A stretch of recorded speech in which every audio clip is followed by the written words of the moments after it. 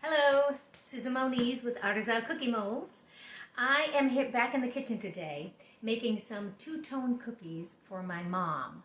She is stuck in Rhode Island at her retirement home, stuck in quarantine there, while I'm here in Illinois. And I know that she's missing her friends and family and the treats that she has better access to when she's not in quarantine. So I am making an early Mother's Day care package for her. I am making two-tone cookies today. It's basically cookies made from two different colored doughs. So come on and join me and let's get started. I've got everything I need right here. I've got the two doughs that I'm using. This is my regular Susan's favorite cookie dough and the chocolate cookie dough. These are both on my site. So go ahead and feel free to use those. I picked out a few different molds that I think my mom would enjoy. They're just fun. I've got the watering can, I've got the heart wreath, I've got the polka heart, I've got a ladybug, I've got a music note because she likes to sing in her choral group at the retirement home. I've got the balloon hearts, another music note, double note, a bird, and a unicorn. Don't know if I'll use all of these, but I'm going to kind of play around, see what how they come out with the two-tone effect. All right, so I'm going to start off with the heart wreath. I've got my area all prepped. It's all been cleaned, disinfected, and my dough has been taken out of the fridge for a while, so it's not really hard. Sometimes it takes a while. If it first comes out of the refrigerator, it's really stiff. So depending on the time of the year, it might take a little bit to get it soft. The chocolate is a softer dough. Okay, so this is basically what you do. You take whatever color dough, whatever you're choosing, and you decide where you want the two tones. Now with this cookie, it's a nice clear mark or delineation between the two places I want to have the two different colors of dough. So I'm going to put the chocolate dough in the rim, along the rim of the little hearts that border the heart of the cookie. Now you don't put too much in. Actually, you put very little in, because if you put too much in, then when you put the other color of type of dough on top of it, it can smush it and push it right out of the area that you're trying to color. So I'm not putting too much. I'm giving a little space there so it's not overpacked, and letting the chocolate dough go up the side.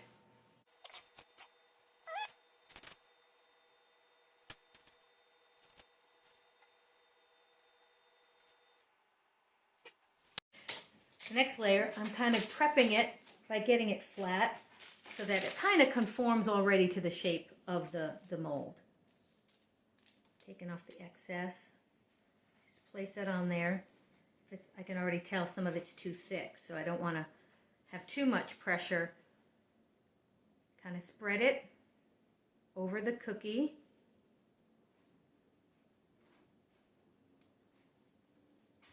And once you think you have enough, like I think I have just about enough for the cookie mold now, then you really can start pressing it in. But still be delicate not to push too hard where you have the chocolate dough. I use my handy dandy roller.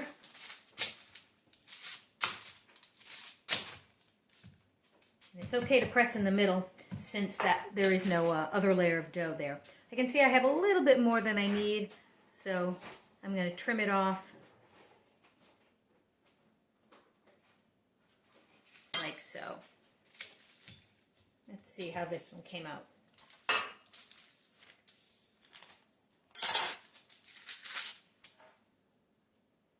I like to clean the edges by pushing the dough back in towards the center So you have a nice clean edge when you release it.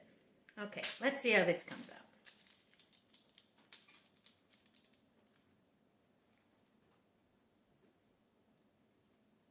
Cool. So you have a nice chocolate rim with the vanilla or butter cookie in the middle. Got a little bit of, there we go. So I'm going to put that over here for now. Let's try another one. Let's try the watering can. I'll do a chocolate can and the regular butter cookie for the flowers. For this time, I'm going to start with the butter cookie. I can press real hard into the flowers. And the trick with this is, I'm going to take this is softer over here for these little pieces. Trick with this is I'm making it at a real angle. I'm just barely filling the part that's going to meet with the other color cookie. So I'm pressing in the leaves, but I'm making it nice and thin. Here, I don't know if you can see the angle. It's like, it kind of grades down. So where it's going to meet the other cookie. You don't want it to be too high. It can be fully filled up at the top. But where it's going to meet the next cookie, the next dough, I should say, you want to kind of grate it down. Press it in nice and tight. Maybe you can see that. And clean up the edges as much as you can. All right. Now again, this is like I said, this dough is softer. Let's clean out any other things that might get trapped. Now we push the other dough.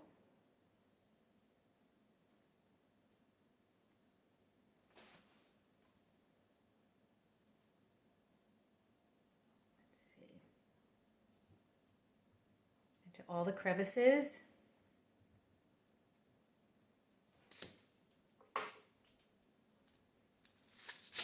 Just give it a little rolling action.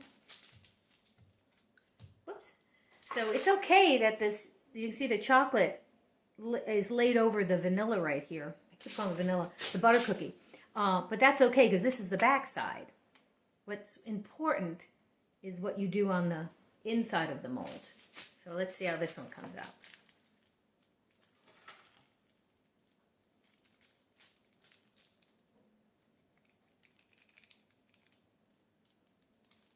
Oops, I caught a little bit of the end. This is definitely softer dough. Oops, I'm putting it backwards.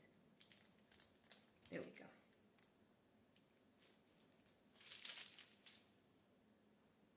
You can see it's two-toned.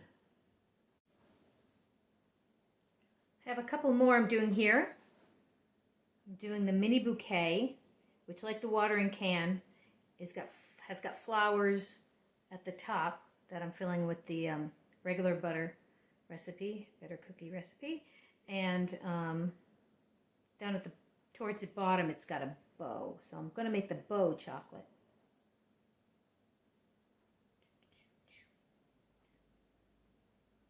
Let's see, up here, clean that up a little bit right there. Again, press in the chocolate, and it can overlap. Doesn't matter as long as that overlaps on what would be the back of the cookie. And let's see.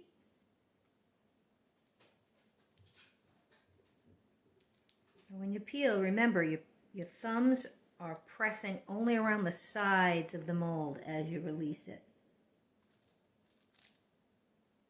Cute.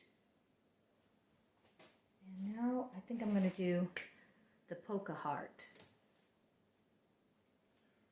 So these have little tiny cavities of little hearts. And again, don't want to fill those up too much because these would definitely just smush right out of the space.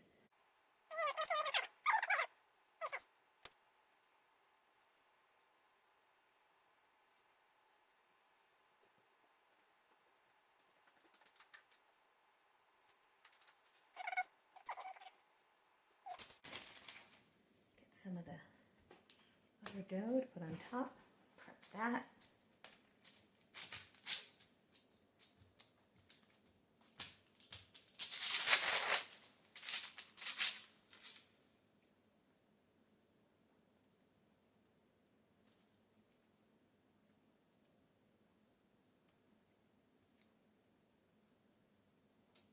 Take off the excess.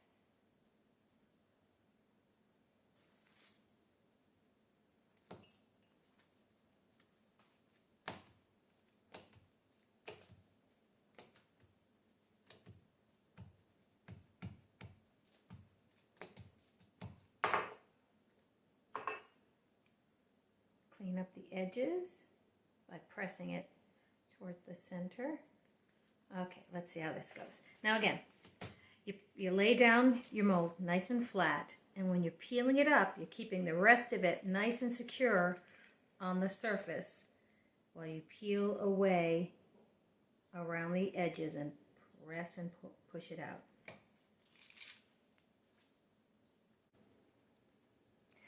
So I molded a few different kinds. I added some just regular chocolate and regular butter cookie as well to give her some variety.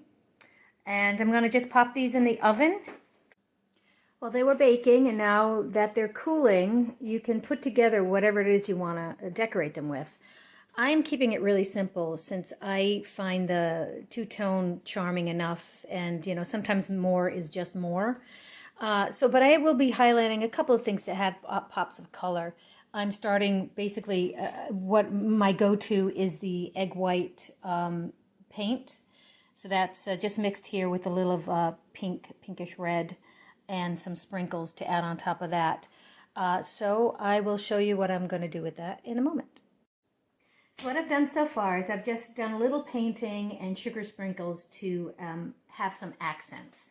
I painted Mom with my little pink and red paint, and then I just sprinkled some, what color was that? That was like a coral or pink I did over that. It just makes it pop a little bit.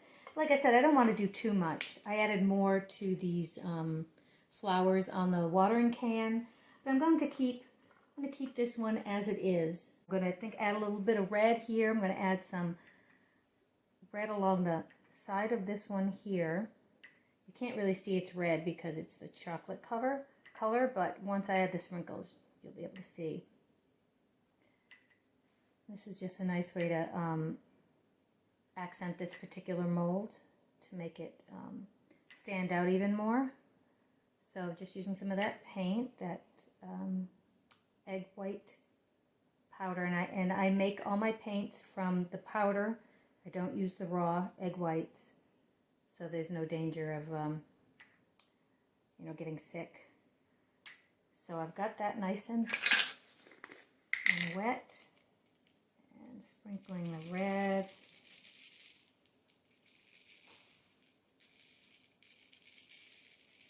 It's funny how red and chocolate really look good together. The brown and the red kind of work well. So you can see, I don't know if you can see that well. Added some more color to the little bouquet one as well. Forgot about this one. Again, I'm using like the red because it really pops with the brown. And what I like to do is I take all the leftovers, all the ones that are multiple colors that have all been added together when they've been brushed off the cookies. And that's like my favorite combination, is when it's all the extra colors that are the excess that get mixed together. It's still drying, so I'm going to give it a second to set before I completely clean that up. So here's the set I'm sending off. Basically pretty simple, just the two-tone with a few pops of color. I think they look cute, and I think it'll be a nice surprise. What I do nowadays when I need to send out a bunch of cookies, I use my handy-dandy heat sealer device that I use for my cookie mixes. But, you know, not everyone has that, and nor did I have that just a few years ago. So what I would normally do is use cute little pipe cleaners. Let me show you how I do that.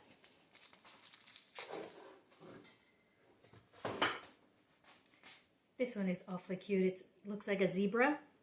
Just get these at craft stores. And as well as the treat bags, you can get those online or at craft stores. And just twist the pipe cleaner around. Usually I've cut a long one in half, although I believe they do come in different sizes. And then I just twirl the ends to give it a little cute finish. And there you go. So you can send your cookies out looking like that. It's very sweet. Now it's time to pack it all up. You know, cookies can be fragile, so you do want to pack them as securely as you can without having too much wiggle room so they'll bash each other and break. You know, these things get thrown around in the mail. So I like to use as much bubble wrap as I can. I often will use the the FedEx bags that have the interior bubble wrap and reuse those. You just want to try to make them as secure as possible, so that they arrive all in one piece. Although cookies taste good whether they're in one piece or not. But you do want to try it after all that work to make them look good when they get there. Well, that's about it for today. Thanks for joining me. I hope that it inspired you to bake a surprise for someone, maybe a homemade treat, and maybe even send it through the mail. That's an extra surprise, right? So thanks a lot. And oh, I hope my mother doesn't see this before it arrives to her safely. Well, if it does, happy early Mother's Day. I love you, Mom. Bye-bye. And bye-bye, everybody.